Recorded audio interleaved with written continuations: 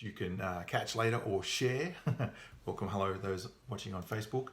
And I'm trying to work, there we go. So thinking about this great theme, it's a huge theme from Titus chapter 3. And as we come to the end of the series, being fit for God's purpose.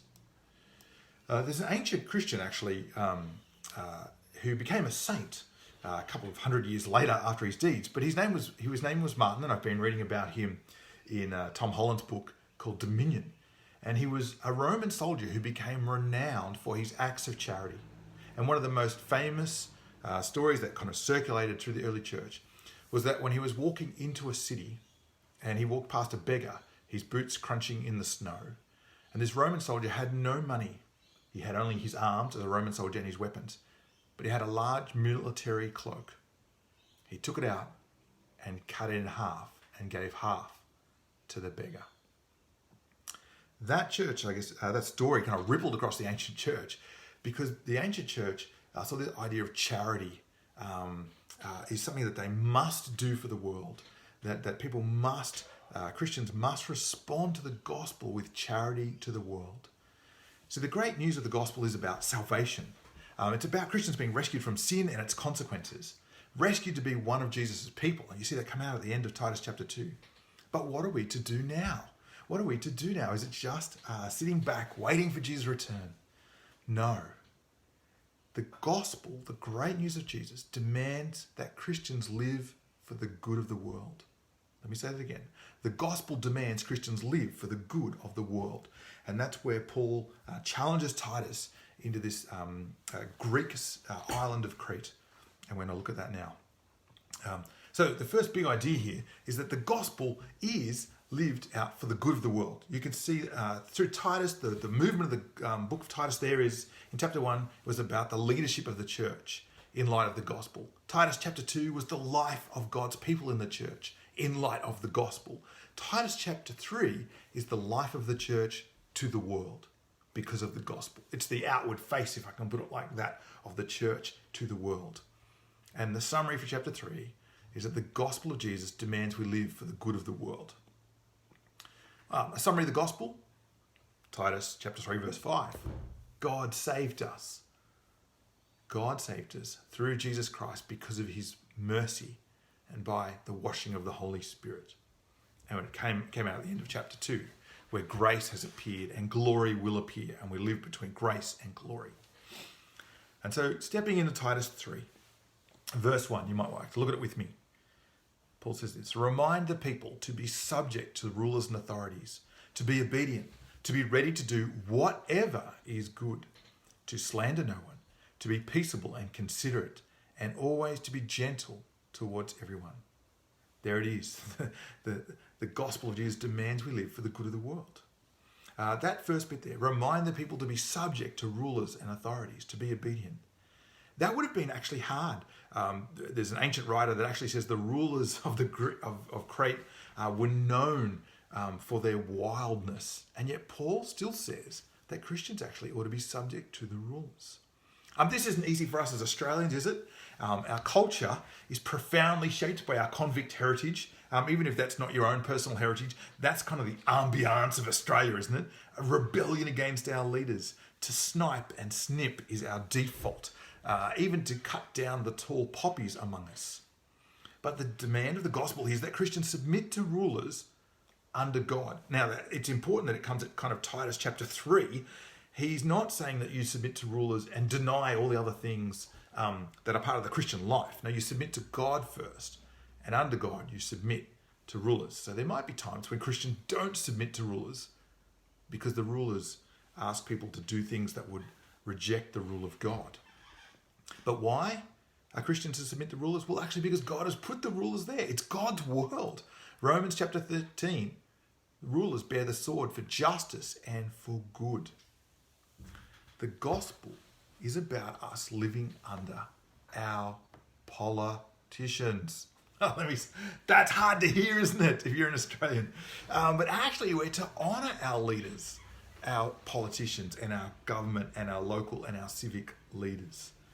That's hard to hear. The gospel demands we do good for the world. But there's a bigger and broader challenge. Notice that next phrase, it comes up. He says, the gospel is for the good of the world. He says to be ready to do whatever is good. Ready for every good work. Challenging, right? Because most Aussies are what? Ready to relax. Ready for me time.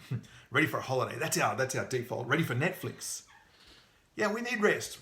Totally. But rest is to be ready for good work.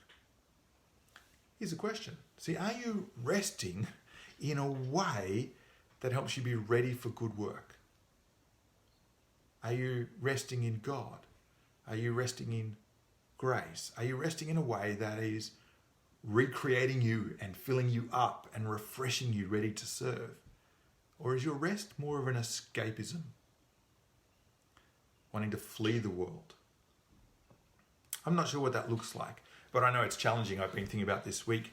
To what extent am I kind of resting in a way that's actually unhelpful and not helping me be ready for good work? And the things I'm thinking about or watching on television actually are not helping me think well about the world. Are you resting in a way so that you are ready to do good work? And are you ready for good work? The challenges are coming. COVID-19 are going to bring many challenges. The economists are saying this is going to be the biggest global crisis in the last 90 years. And the temptation is to be insular, to self-protect, to withdraw, to hoard, to hold. But the gospel demands that Christians live for the good of the world. That actually we should be outward looking, that we should seek to protect others, that we shouldn't withdraw, but we should lean in to the world. And it will be costly. It will require intentionality, deliberateness, and consistency. Good, great good, does not come overnight.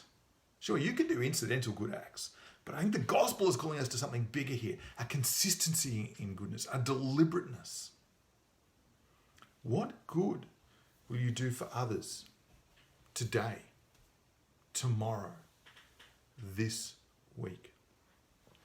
See, the gospel in relationship is for the good of the world, and that's where Paul turns to now, because God is a triune God. At the center of existence, at the center of eternity, is God as Father, Son, and Spirit. And then the world then reflects that as a world where relationships are at the center of what it means to be human. And so Paul turns to that now. The gospel demands good for the world, and that good works itself out in personal relationships. See the next little bit there. He says, remind the people, subject to rules and authorities, to be obedient, to be ready to do whatever is good, to slander no one, to be peaceable and considerate, and always to be gentle towards everyone. If you remember, here's the description of the people of Crete. Cretans are always liars, evil brutes, and lazy gluttons. This is almost a direct counterpoint. Just notice liars. What is slander? It's to lie about other people. Evil brutes ready for brawling and fighting. And he says instead, peaceable and considerate.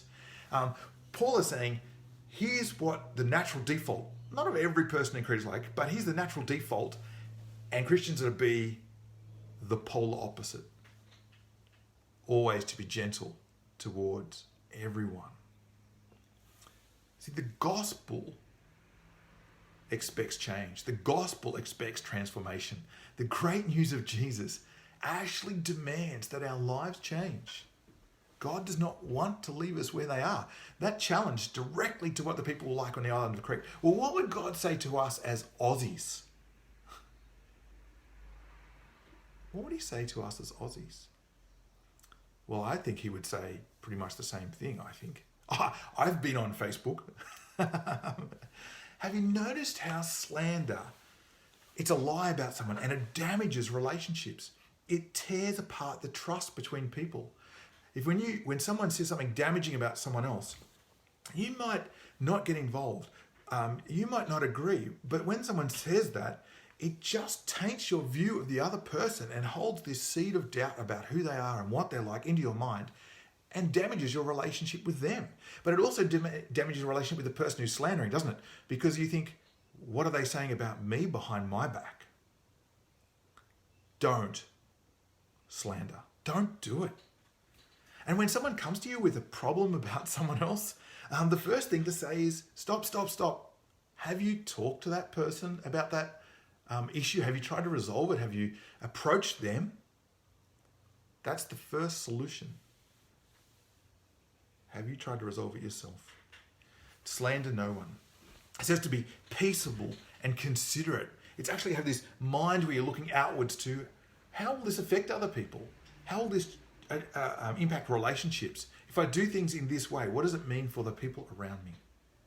Well, let me want to lean into the word gentle here. He says, always be gentle. That's really hard. But that's what it means to walk under God.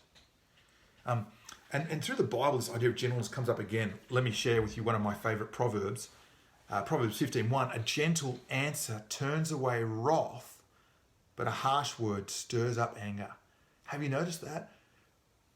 When someone's upset, when you reply to them with gentleness, it actually diffuses the situation. We say, hold on, what's going on? Why did this happen?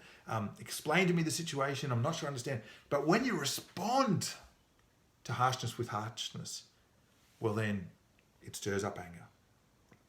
Gentleness is powerful. I want you to lean into gentleness. Proverbs chapter 25:15, through patience, a ruler can be persuaded, and a gentle tongue can break a bone. A gentle tongue can break a bone. The Bible actually sees there is a profound power in gentleness, and in fact, a greater power for good than in brutality and strength.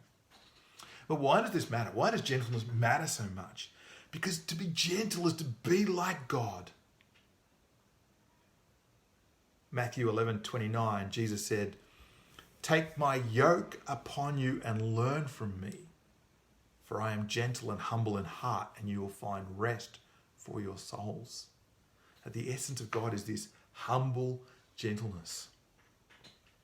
And that answers so many things. Why is God not suddenly overturning all the evil in the world? Well, actually, his gentleness and his kindness and patience is trying to lead people to salvation.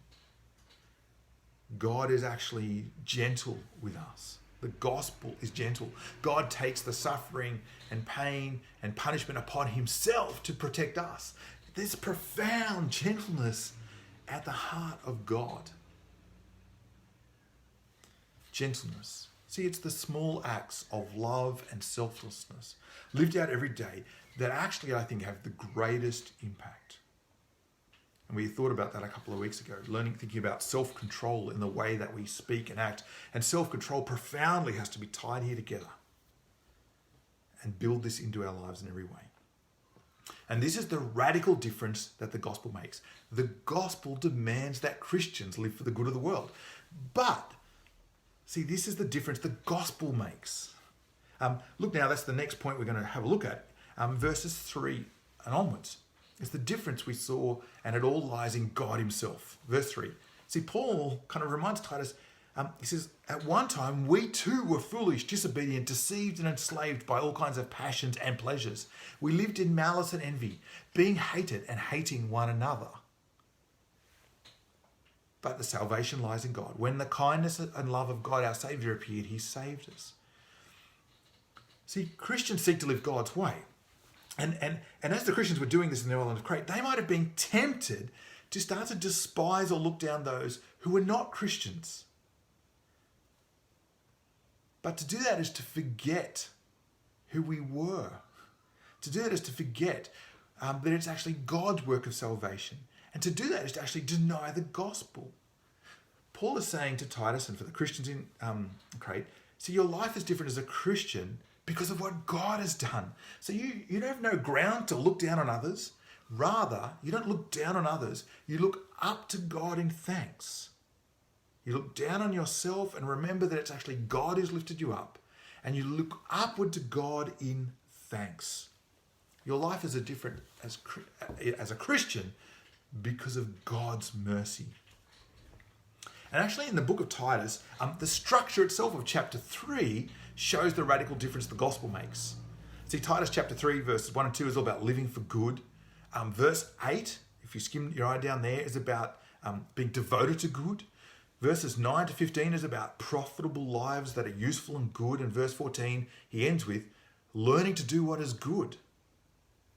And right in the center of that is verse 4 to 8, God's mercy. See, Paul wants the Christians to see that God's goodness in them, that actually it's God's goodness to us that fuels our goodness to the world. God's goodness not only fuels our goodness, it's God's goodness that defines goodness. See the language there? Verse 4, but when the kindness and love of God our Saviour appeared. Our goodness is sourced from God's goodness. Our goodness is defined by God's goodness. And what is it like? Well, how does God define goodness? It is by mercy and love and kindness for those who don't deserve it. See, Christians, we resist the temptation to withdraw, hold back from those who are not like us. Imagine if God had done that. Imagine if God had leaned away, withdrawn from those who were not like him. There would be no salvation. We would be condemned rightly and justly. But God's goodness is to lean in love and mercy and kindness to those who do not deserve it. So Christians that help others who might never recognize the good we do for them. Christians that help others who may never return the good that we do for them. They might in fact hate us for the good that we aim to do. But this is the truth that flows from the gospel. And so then Paul kind of moves on to the next bit here for Titus. See, Titus is to teach the good news of Jesus. That's been a theme running all the way through the book of Titus, to teach the great news of Jesus, the gospel. But part of that then is to work out what is good. Look at verse 9. The people are to do what? Do good. This is profitable and excellent for everyone. Verse 9, but avoid foolish controversies and genealogies and arguments and quarrels about the law, because these are unprofitable and useless. How do I work out if something is profitable and useful or unprofitable and useless? Does it come out of the goal to understand Jesus? Does it seek to understand the mercy of God and the power of the Holy Spirit? Is it a goal to live out the good of the gospel? If the answer is yes from this context, then it's probably profitable and useful. If the answer is no, then it's useless. It's a waste of time. It's a controversy that distracts from doing good. A great example of that at the moment now is COVID-19 conspiracy theories. What a waste of time. And Christians caught up in that, they ought to be leaning into our society seeking to do good. How do COVID-19 conspiracy theories, how do they profit any of us? But here's the thing. Controversies don't start themselves. Divisive people start them. Divisive people. Verse 10. Paul doesn't muck around here. Warn a divisive person once, then warn them a second time. After that, have nothing to do with them. You may be sure that such people are warped and sinful. They are self-condemned.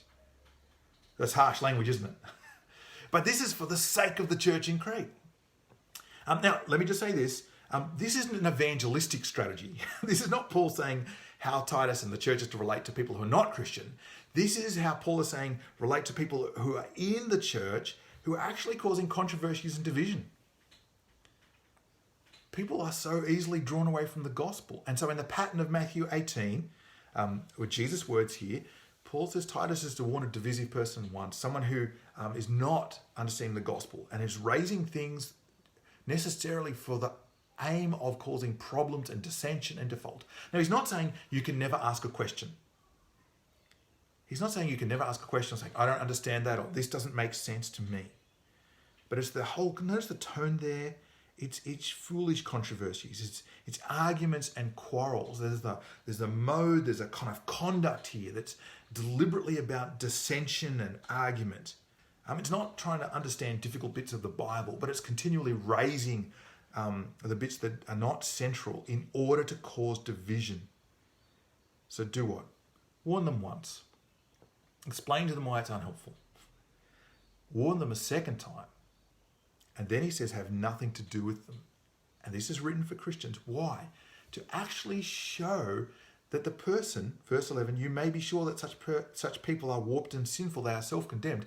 He's saying they're not living out the gospel. Help them see that they are not Christians. Notice that. Verse 11, you may be sure such people are warped and sinful, they are self-condemned. He's saying they're not saved. They are not members of the church. And they need to understand this. It's shocking and harsh, but he's saying this is for the sake of the whole church. And actually, throughout the New Testament, you see this is for the sake of the person. So they might see that the relationship within the church is broken, so the relationship between them and God is broken. This is not something that's done quickly, and Paul is saying this is for Titus. So it's something that actually the leaders of the church exercise. It's pretty serious there, isn't it? Just a reminder though, this is not an evangelistic strategy. This is not saying, oh, I talked to my friend about Jesus and they didn't really want to listen to me and they raised some kind of nutty theory about Jesus who never lived. And I'm never talking to them ever again. No, that's not what this is about. To the world, to those who don't know Jesus and don't claim to be Christian, we show gentleness and patience and love and kindness and prayerfulness and persistence. All right. We're coming towards the end now. See, the gospel demands good. And even in the life of Titus as the leader, look at this goodness that Paul expects from Titus's life. Verses 12 through to the end. As soon as I send Artemis and Tychicus to you, do your best to come to me in Nicopolis, because I have decided to winter there. Do everything you can to help Zenas the lawyer and Apollos on their way and see that they have everything they need. Just that little personal example of intentional goodness. And so Titus is there to sort out things in Crete, and there's this gospel partnership of good of the world. Then Artemis and Tychicus are going to travel across the Mediterranean to help in this island of Crete and grow the churches there. And then Titus will be freed up to go to Paul in Nicopolis. Now here's the interesting thing, notice here, in verse 13, Paul even says, help Apollos on his way. Now that is amazing, because in 1 Corinthians we see that many people in the church thought Apollos was a better teacher than Paul. A bit more glam, a bit more charismatic, a bit more bling in his speech. And Paul could have been really threatened by that. Many Christians thought that Apollos was more impressive than Paul. Paul does not care. Because of the gospel, because Apollos is preaching the gospel and loves Jesus, then Paul says that Titus is to do everything that he can to help Apollos. Titus is to live out the gospel. Paul is living out the great news of the gospel. The gospel demands Christians do good for the world. On that note, I really want you to pray, ask you to pray as our church. For me, for Catherine, for Matt and Rachel and Ben and Corinne. Pray that our lives would actually bring good, not just to the church, risen church, but good to the world. That we would live out this example. That we would be the kind of people who are devoting themselves to good. And that's where Paul lands. Verse 14. Look at that. He says, finally, our people must learn to devote themselves to what is good in order to provide for urgent needs and not live unproductive lives. See, it comes up again.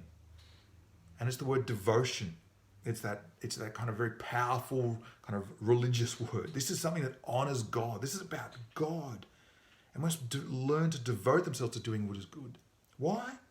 Well, to provide for urgent needs. It's for the sake of others. Again, a challenge to our culture.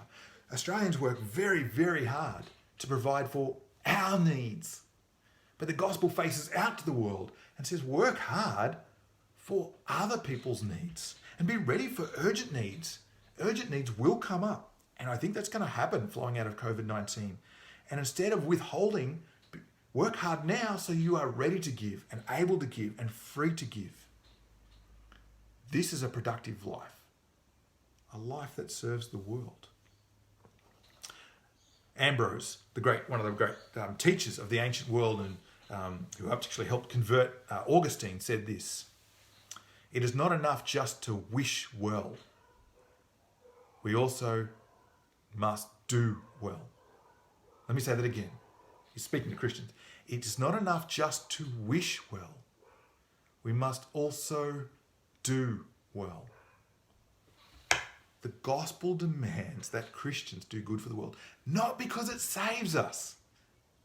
It never saves the good things we do. It's a response to the good that has been done for us, but it's to live like God in the world, to bring him glory and honour. Let me conclude by quoting a man called Roy Hattersley. He was the leader of the Labour Party in the UK. Former leader of the Labour Party in the UK, and he was an atheist. And he wrote this after spending time with the Salvation Army in the UK. He says this: good works are most likely to be performed by people who believe that heaven exists. The correlation is so clear it is impossible to doubt that faith and charity go hand in hand. It ought, small gap, and then, it ought to be possible to live a Christian life without being a Christian. Yet men and women like me, who cannot accept the mysteries and miracles, do not go out with the Salvation Army at night. He's recognizing the profound difference that the gospel makes to the lives of those who believe it and want to live it out. Here's my question for you. If you call yourself a Christian, are you living this life of good to the world? Are you ready to do good? Are you eager to do good? Are you resting so that you might do good? Are you seeking good, using the gifts and skills that God has given you to do good to the world? And that's a question, I guess, for you individually. It's a question I want to put before the gospel community groups. How could you work together to do good for our world? And it's a challenge and a question for us as a church.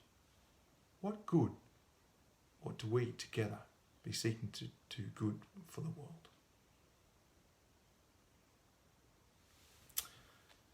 Brothers and sisters, the challenge of the gospel is to do good for the world. Goodbye, those on Facebook.